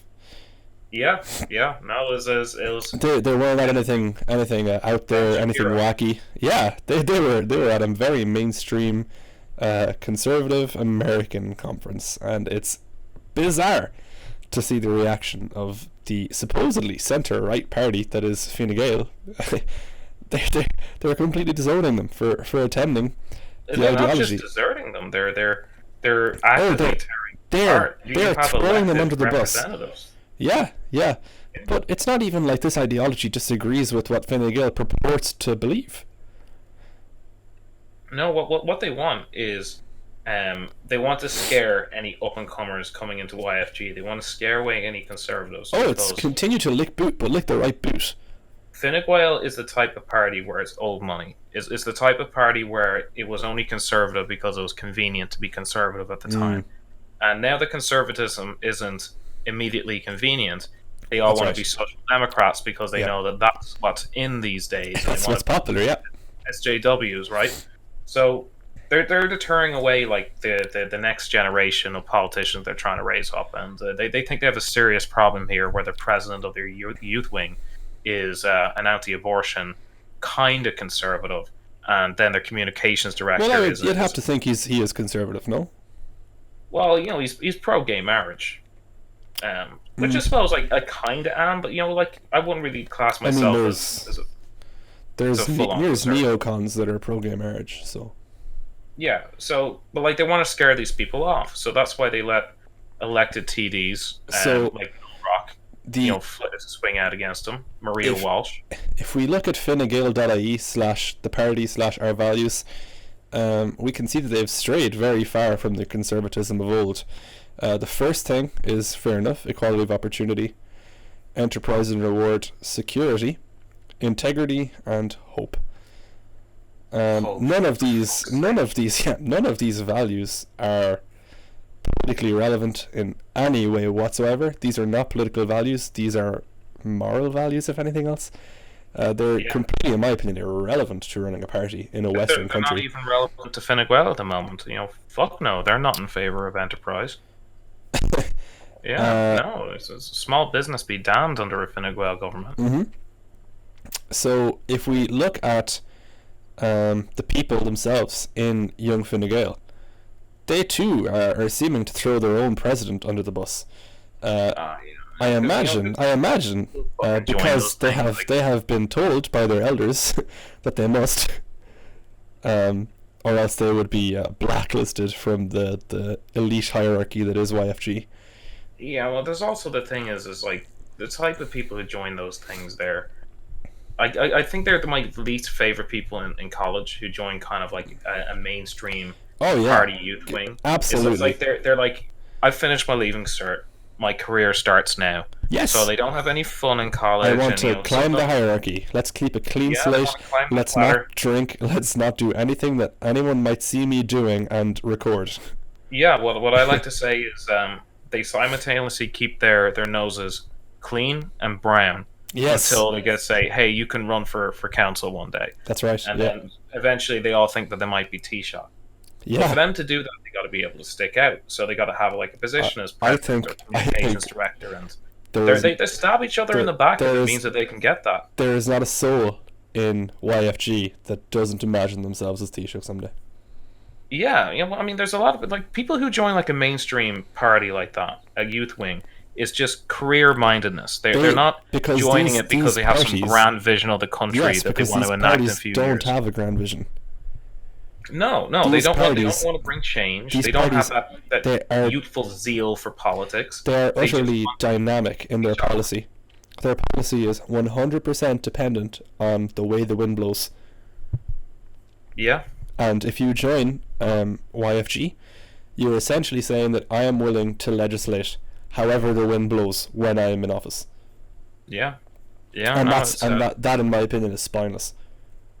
Full disclosure here, I used to be a member of YFG. Well, didn't we all? Because we went round the stalls and we saw highlighters. Oh no, I didn't do it that way. No, I did join out of a sense of cause. Okay. I joined because when I joined Fine Gael, it was the only party which was kind of moderately against progressivism. So I kind of joined back in like 2012, 2013. Yeah. If you look at videos of Varadkar then versus Varadkar now, it beggars belief. It's just not the same person. No. He's quite literally half the man he was as well. Yeah, that too. Even physically. That's what I mean. Yeah. It's bizarre to see the utter changes in him. I used to see myself as actually aligned with Varadkar. I used to hear a lot of what he said and go, yeah, that's fair. But now, there's not a word that comes out of his mouth that I can't, if I try really, really, really hard, I can't agree even a little bit to any of it. Not anything he says. I just hate him. He's just a little arrogant cunt. Yeah. He's probably sitting on that thing that he is gay just for the right moment. Oh, absolutely. Shot him right ahead. There's no question about it. He just so happened to let everyone know at just the right time. How convenient. Didn't even have to be elected Taoiseach. And I don't even mean by general election. His party didn't even vote for him. That's right. Yeah, that's right. Yeah. That's embarrassing, to be honest. 60% went for Coveney. Mind you, it's not that I'd rather Coveney either. Yeah, he still sucks, but like he's Soros gay, adjacent. so, Well, there you go. He's just a Soros friend. That's all. Yeah. Oh, and you know what? I didn't know that Leo Varadkar was Indian until like a year and a half ago. Oh, he's clearly pure white Irish. That's what I've been told. But you know what? Like you know the way De Valera like had that name like De Valera. Yeah. I thought like Varadkar is like maybe a weird Spanish name or something, and that's why he was that color. I never thought he was Indian. But then they start, bringing it up because it's become convenient for them. It's politically expedient to be this big funny. SJW party now. I have a relative who, depending on what the argument is about, will refer to Varadkar as either Indian or Irish. Sorry, what was that? I have a relative who, depending on the context of the conversation and the narrative she's trying to push, will refer to Varadkar as either Irish or Indian. Oh, yeah. So when she's trying to talk about how it's great that we have the ability to go and live wherever we want, and how anyone can go wherever they feel like, and how anyone can work or be in government and wherever they feel like. She says it's great that the Irish have an Indian man in the government. And when I say that I think that the government should be run by the people, because he's Irish, he was born here. I said, well, which is it? Pick a side. You can't pick both. It's one or the other. It's like Hazel Chu. Is she Irish? Is she Chinese? I don't know. She should pick. She doesn't know either. I don't think she was even born here. Well, she on her Twitter bio, as far as I know, she calls herself a migrant. But she said she was born in the Rotunda. Oh, okay. So I don't really know. Maybe she means like a second gen migrant, I suppose. Maybe the two farm parents, because I think Leo's older is Irish. He is supposedly half Irish, yeah. Yeah. And his complexion would show that too. He seems to be half Irish. Yeah, but also like Indians, they tend to have like a Caucasian facial structure. So yeah. Maybe if his dad is a doctor who migrated here, his doctor could be maybe part English as well from back in the Raj days. I'm just reading through a certain image board on a certain thread. And, Reddit. It's Reddit. Of course. What else are we reading? After asking about the march, I've been told it's a setup. Yeah. So yeah, people also lambasting Gemma, saying she is an optics cuck. She left Mark Collette swinging when she pulled out at the last minute of appearing on his show 2 weeks ago. Yeah, I know. No more screw your optics. I'm going in. Yeah. I also heard it was likely to be disastrous since Pegida March in Dublin that Identity Ireland organised a few years back. She made the right choice. But there's no Antifa presence expected at this. I don't know. Yeah, no, it's idiots. I think it's the usual suspects who come in who try to manipulate the conversation on that. You think they're just having a bit of a laugh? I actually don't, because there's a lot of people here I think it's damage control. There's a lot of people here who are discussing a certain newly rising Irish Twitter user. Who are being completely serious, and the thread seems pretty serious in tone. Okay. I don't know if they're just here screwing the narrative. I don't believe it really. Alright, maybe I can have a look at that. Yeah.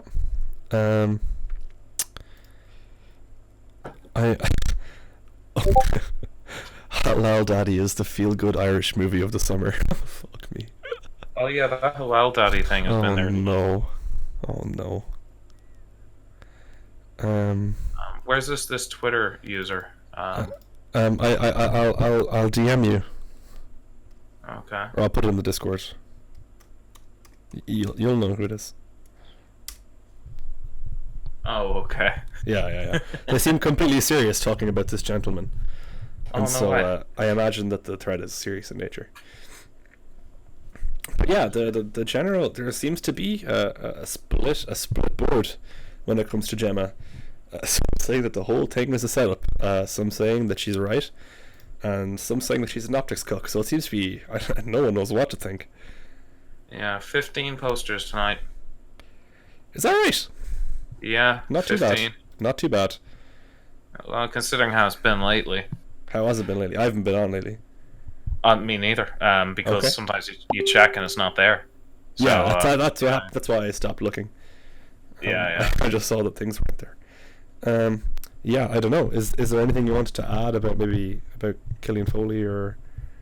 Yeah. Well, let's have a think. I think it's a little bit of a wake up call, seeing how people are reacting. Like on Twitter, you got Declan Ganley, you got the Birkin Institute, you have. What has been the Ganley response to this? I haven't seen it.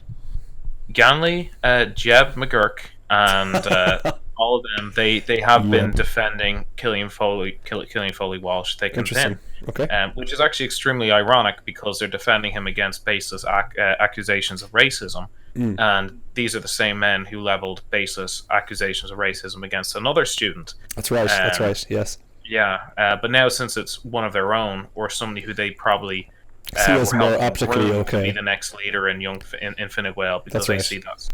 I mean, this is conservative Inc. Who Ganley is, and they're the perennial conservative movement who have been ripped of all influence that they used to have, and they probably see people like Foley-Walsh and Chloe Kennedy as being one of these up and comers, which they might be able to influence Fine Gael through. That's right. I think that you might see Mr. Foley with a nice new watch or a nice new suit. Yeah, could do. I think that might be on the cards. But entryism doesn't work, because, or you tell me this isn't necessarily entryism, but trying to change from the grassroots Fine Gael or many parties in Ireland, it just doesn't work. The last guy who tried to do this was Councillor Brian Murphy, who ended up being stripped of his membership. He was kicked out of the party and just decided not to run in the local elections, because he had no money backing, he didn't have the party brand to stand behind. And this also happened to Darren Scully, who spoke out against migrant violence in Kildare. He was an up and comer. He was getting pictures with former Taoiseach Enda Kenny, tapped to run as TD, and now he's just been cut off. He can stay in Fine Gael, he can be a councillor, but he doesn't really get the time of day from the party. This kind of harkens back to what I was saying about the main parties being parties of populism only, how their views are extremely dynamic, and you're not able to pin them down anymore. They know that they need to be adaptable. They know that they cannot what's the word? They can't nail themselves to the wall in the same way that they would have before. Things change too quickly nowadays. They're not going to let anyone who wants to change the core values to be able to do so. They need to keep it moving all the time. If there's another letter added on to LGBT, they need to be on that now, and they need to be adaptable all the time. There's 20 letters in that thing. There's LGBTQ XXX Tentacion. No one knows what it is. There needs to be some centralized way of finding out what acronym do I use on Reddit today. Yeah. Reddit should automatically update the acronym. They should control F LGBT, and they should replace all with the new acronym every day. Because that's how it works nowadays. You have to be on Which top Reddit of the lexicon. are we talking about? Are we talking about the cool Reddit or the one nobody likes? Oh, the one nobody likes. The one that would change LGBT to LGBTQIA2S+. Oh, yeah. Yeah. But I think that the reason that this kind of grassroots change in these big parties doesn't work is because they know they have to be able to change their ideas on a whim. If someone from the media bracket asks for it. Yeah, I guess so. You might see this kind of thing happening in the smaller parties, but definitely not in the large parties. There's no way. No. Anything else you want to add? About the Foley-Walsh thing? To be honest, about anything, I have nothing more to say about him. I think. I think for Patreon, I hope he doesn't bite the Ganley pill. I don't know. Well, what I hope that he does, I hope he braves out the storm. I hope him and Chloe brave out the storm, even though it's mostly focused on him. And all those little shitbags who were in Young Fine Gael with him, who he probably thought were friends, are gunning for them now because they want to be president of this youth wing or whatever. And you know what? A lot of the people who end up being president of these youth wings, they're not usually as young as him. And I think he's like 22. He's 24. And I sometimes thought. you get these really sad youth wing presidents who are like 29 and they're still Wow. part of like Young Fine Gael or something like that. Grad So schoolers. he's doing quite well. Yeah. So I think he should brave out the storm Yeah, I and agree. kind of realize that there's no place for conservatives in Fine Gael or Fianna Fáil. And maybe think about joining Into or Irish Freedom Party. I or would even say the National I would say that Aintu is off the cards. Into is probably the place for him. Do you think so? Yeah, because it's if we're going to be honest, the other parties are banking entirely on I kind of think popular support. They have ideologically, no money. I think ideologically, probably best fit at Renua, but Renua is literally dead. Renua is So- defunct now. Yeah, Yeah, I mean, so the leadership has fallen to a guy who joined a year ago. So Yeah, so I that's what I would like to see him join a Renua that was not defunct. That's where I think he belongs. that's basically Aintu. Is What's Aintu becoming conservative though? Not really. Well, I mean, they're the pro-life party now. There's that's what more, Renua there's used to more be. to ideology than pro-life though. Well, Renua used to be just that. These are pro-life lefties. Yeah, they kind of started that way, but I'm thinking they're being pushed in the other direction, especially with. They've got ex-Social Democrat candidates, so. I don't think they actually ran those people. Did they not? Okay. Yeah, I think Okay. they face some backlash. They've been kind of playing this like a focus group, Okay. and they've been gradually drifting more Well, towards there kind of was- conservative ink, There was a lot of mismanagement with Aintu in the early days. for sure. But they did better than any of the other parties, so that's where They they got. always were because they're splitting the Sinn Féin vote. They're riding the coattails of Fine Gael or Sinn Féin. Sorry. See, a lot of people think that it was really the Sinn Féin vote that they're snatching. I think it was. I think it was more than that. I think Why? it was. I think Fianna Fáil suffered as well. I think it was just the pro-life Well, vote. everyone suffered, but they split the Sinn Féin vote.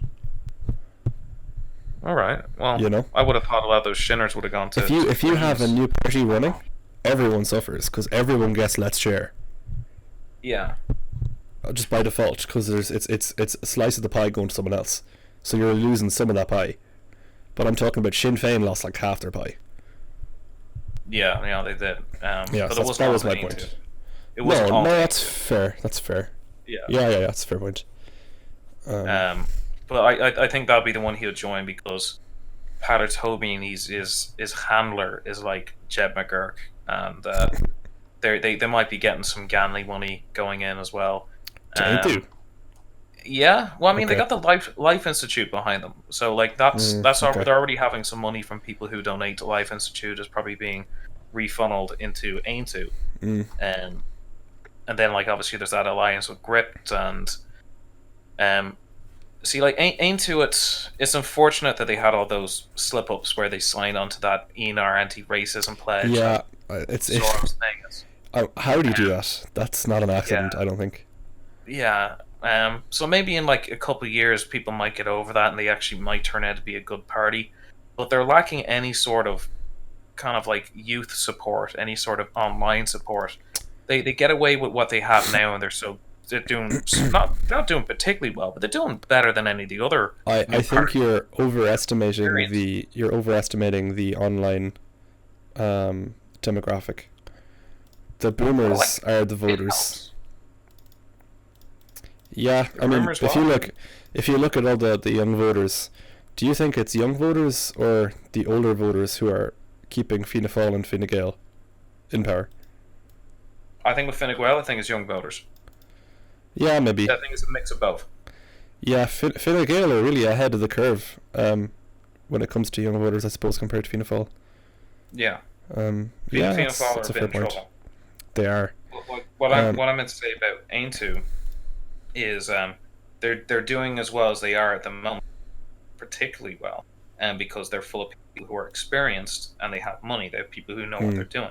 And you look at the other parties, Renua, it's just once they didn't do well in the 2016 election, it just lost all its smart people except for John Leahy. And then John Leahy, once he gets re-elected and the rest of his party get bottomed out in that local election, he just leaves and he's just happy enough being a councillor for another 5 years. That's the gravy train. Yeah, so like I don't think any of the other parties have any smart people anymore. I think they're smart people. I don't think they have any kind of campaign people and any visionaries or whatever. Yeah. So like I mean, Gemma O'Doherty certainly isn't one of them. She could have been. She could have been. Could have been, yeah. But like she's got the potential there, but it's not happening. I think with National Party, the only one who experienced there is actually Justin Barrett. Yeah, I think he's there though. I think it's good. And then with he just needs to get Freedom Party, that's another example of people who never ran before, and they did quite poorly. The only one to do kind of decent was Dolores. Dolores did okay. And yeah, she got like 10,500 first preferences. Yeah, it's good. Which is about the same, a little less than Justin Barrett when he ran a few years ago. Yeah, and it's in a smaller constituency, though, isn't it? Yeah. But like, these small parties aren't going to go anywhere themselves. And Renua, when they lost all their campaign people, they just ran some stupid campaign where they had like, we'll set up a Facebook page. For literally, they didn't think at all. Yeah, like if my Facebook page has 200 likes on it or has 1,000 likes on it, which are shared between every member of Renua, they thought that's 1,000 people in our constituency. Yeah. And then they kept on consistently coming bottom of the polls because they did barely any on the boots campaigning, or on the ground campaigning. Like there's, if we're going to see any results here, I think you're going to have some kind of Cambridge Analytica money targeted campaigning here, and I don't think any of the smaller parties. Who do you see as do you see an alliance happening? Do you see that as feasible? I think it's the only way forward. I think. Do you think it's feasible though? Can it even happen? Whether or not it's the only way that something would happen is kind of besides the point of it can't happen at all. You look at Justin Barrett and Herman Kelly. They used to work together on the Lisbon Treaty. So like they're guys who know each other and they're so politically close to each other. Then why not join in the same party? Are they politically close to each other? Sorry? Are they politically close to each other? They are. He used to be quite anti-EU. He still is quite anti-EU.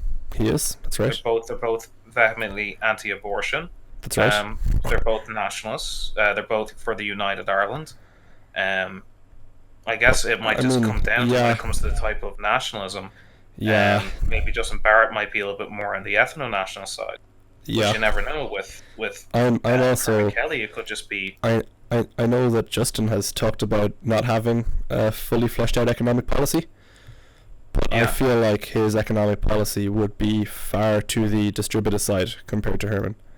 Enough that it causes a massive rift. I don't see them as remotely similar when it comes to economic policy. Well, there are going to be things that they're going to have to iron out and negotiate. Yeah, I suppose no alliance is perfect. I mean, the reason you have to have an alliance is because you have differences to begin with, so that's fair enough. Yeah. You're never going to elect it just going for 1% of the population. And that's actually not where we're even at the moment. Like, we're less. Probably about 2%. We're probably at maybe 2%. That's probably including Renua, parties that nobody's getting elected on that. I don't think there's any future in ACI. I think Renua, probably not a future in them, but they do have a lot of good people who... you don't want to get rid of activists when... That's right. Like the main problem, I think, with these small parties is it's not a splitting of the vote, but a splitting of activists, people who need to work together, and nobody has the resources to run the whole show themselves and have everyone canvassing, putting up posters because they're divided between 3 or 4 parties who are fighting over 2% of the vote. So that's why it's the only way. I think it might be feasible once the party leaders realize are going nowhere. Yeah, that's fair. I am a bit more pessimistic about it, but I think I'm open to being moved on it. Do you think that there's any hope for any of these parties in generals? Any of these parties in what? The general elections. Potentially again. If there's a way of Renua. Sorry, you cut out. You cut out after Renua. If there's a way for Renua to merge into another party and bring their funding with them. There is serious potential there. Okay. The dream scenario would be that 3 parties unite, which would be Renua, IFP, and NP, and then you have the money from Renua, you have the tech savvy of NP. It's and then you got maybe event organization skills for IFP, but like it doesn't really matter exactly specifically what the skills of the party have. It's just you're getting all these people into one party, and they finally have funding, and they can actually run candidates without having to worry about running against each other.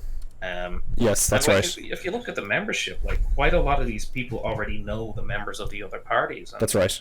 it's really the leaders who are standing in the way of this happening. Egos. Yeah. So either that, everyone should just join into and try to change that from the inside. I thought entryism doesn't work. Well, with small parties, I think. I know. I agree. Yeah. I think Ainty was too big to influence. But You think? I do. All right. I think it's too establishment. Yeah. Especially when Ganley and the Conservative Inc. get their hands on something, they don't want to let it go too easily. Yeah. Yeah. I would be very skeptical of anyone trying to do entryism into Ainty. Well, even with those people, they used to associate with Barrett and all that. I'm sure they did. Story which Barrett tells. Ganley and Barrett, like they know each other. They campaigned with each other in Lisbon. I'm sure they know each other, but I'm not sure that they. There's a funny story which I think Barrett has told once or twice. You can see in the YouTube videos where he says that Ganley still owes Jim Reynolds €20. Yeah, you've told me this Ganley's before. too rich to carry around money. Yeah, because And too rich to remember that he owes people money. Yeah, that's fair. It's a good story. Yeah, no, it's funny. So I mean, like again, like these people actually used to not be so fringe. Well, that's because, like I was saying, Justin was campaigning on mainstream stuff. Yeah, but like they weren't. It wasn't toxic to be associated with this guy, and it was very recent. Not very recent, but far more recent than now. After his attendance at those Nazi rallies or whatever. Yes, well, they were not Nazi rallies, that's per se. They weren't, no? I think they were anti-abortion rallies that Pegida happened to be at. But don't quote me on that. Even around back then? Yes. That's who we got into trouble. That's who we got into trouble for speaking to. The as far as I know, I'm not sure what paper it was, but the paper ran the headline: Justin Barrett gives speech to Nazi group. All right. Yeah. Which is technically it was correct. He did give a speech, and there were Nazis there. Okay, well, I mean, like the specifics aside, like that happened in 2004 or something like that. The Lisbon Treaty campaigning would have been around 2000. If it was not toxic then to be associated with him and campaign with him, why would it be so toxic now, so far ahead? I know, like the general political playing field has changed. That now everyone is. It is very different now. So yeah, damaging. It's very different. Yeah, I still think there might be some grounds for them being accommodating to maybe the likes of Justin Barrett and Herman Kelly coming in. Maybe I would used to work before. That's how those three know each other. It was Kelly, Barrett, and Ganley all worked on the Justin Barrett, on the Lisbon campaign team. I would certainly hope that they weren't above this. And they won. Well, yeah, did they? Remember that they won the first time. The first time, yeah, and this is what Herman's so passionate about now, is that he had to win twice. Yeah, he couldn't, but he would have had to win the third time. So yeah, I don't know. Yeah. Yeah, well. Yeah, I think talk about if we're moving off this topic is Ming and his photo. Yeah, Ming and his photo. What's the story with this? All I saw was the photo of a scary neo-Nazi in his room, and apparently this man is Luke Ming Flanagan, MEP. Shocking. Yeah, no, a literal skinhead. A literal skinhead in the photo. It's almost unbelievable. How could such a thing happen? Skinhead wearing a black shirt, standing next to a Gestapo flag. That's outstanding. Crazy. Yeah, a very specific Nazi flag. Very specific. And also an MEP who is encouraging people to go to the anti-racism rally against Nazis and fascists and whatever, telling people to stand up against fascism. And it's funny how this picture hasn't really done the rounds.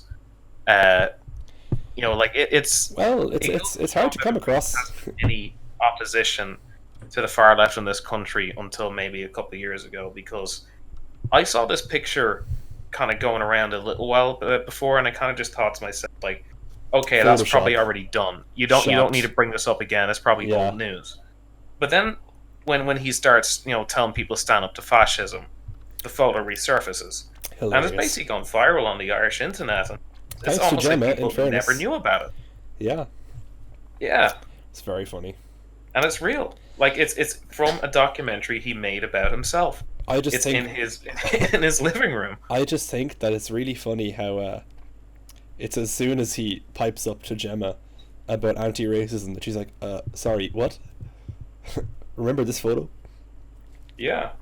People should do that all the time. I think people should tweet that photo underneath every tweet that he puts out. Absolutely. Until he blocks them, and then maybe make a new account and do it. Yeah, I agree. Yeah, just wear the man down. And it's a terrible shame that this photo did not resurface during the European election, because maybe we might have got MEP Casey instead of MEP Flanagan. Is it that big a difference? Well, if you timed it right, it could be... but is anyone that pro Casey? I don't know. I'm not really on the Casey train. Well, he's better than all the others. Yeah, I suppose he is. Yeah, like of the ones that actually had a chance of getting in. But like, let's say if that was brought up in the debate, you would have people like Maria Walsh just laying into Ming Flanagan. You'd have the Green candidate laying into him, and you'd have all these lefties laying into him to the point that he'd probably lose all their transfers. Yeah, and it could have changed the dynamic of the transfers, because like, why they might not have necessarily transferred to Casey, it might have changed the, like, at what stage did Casey get eliminated. Yeah, that's fair. And he could have come at the bottom, because he actually did only lose by a small amount, and I think it was because of that Green Party candidate. He did only lose by a small amount. I remember that. Yeah, it wasn't by much. Yeah, and if he managed to stay in for maybe one more round, instead of that Green Party candidate coming over him, he might have got the transfers coming in instead of her. Yeah, it's kind of hard to look. It's difficult to explain these tally things. You kind of need to see the chart. You need to see the actual numbers in front of you to really get it. Yeah, that's right. But yeah, no, I remember he was quite close. Now, not that I really care. I don't really have any degree of affinity for Casey, apart from kind of being the only politician to address what I call a knacker question. He was talking about immigration as well. I feel like he timed his immigration comments so that they were purely for the press, and that was it, in a Trumpian fashion. But it's still you need that. It moves the Overton window into a place where you can actually discuss these things again. And when somebody like that gets elected, then everyone can rally around and say, like, well, look at that. There's now somebody who got elected talking on this platform. You might start getting more mainstream media coverage, which is still very crucial, especially in Ireland, that we have barely an alternative media to speak of. We got about 5 or 6 YouTubers, maybe 7, 3 online journals, which nobody reads, except for maybe they read the Liberal.ie Birkin Journal, and doesn't Gript have a written section? I'm sure they do, but who cares about it? Yeah, so that's it. Like, nobody even like looks at our alternative media. It's so underdeveloped. Yeah. Which is why it's like kind of a shame that Gemma's gone. As much of a mad cow she is, she was a significant part of the alternative media sphere. Yeah.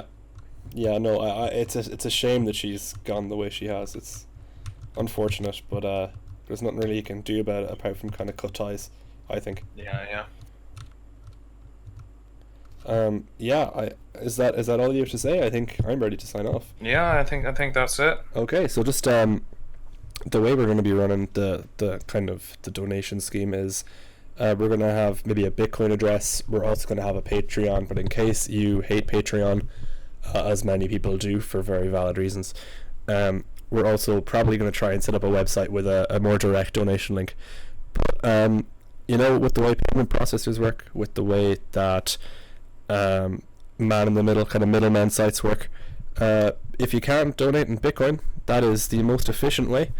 You can even donate less if you want to donate with Bitcoin. I don't know, but as I said at the start, we are for now going to be doing this thing kind of irregularly. If people like the idea, they can donate. If people donate, it'll be more of a regular thing. We'll have to see, play it by ear, I suppose. But going to probably be uploading this on BitChute. I might upload the audio version on SoundCloud. But try our arms everywhere, really. Might try SoundCloud, might try YouTube. We'll see where we last, I suppose. But yeah, thanks for tuning in, guys. This has been Éire on Lae Inniú, episode 1. Signing off. Slán. Slán.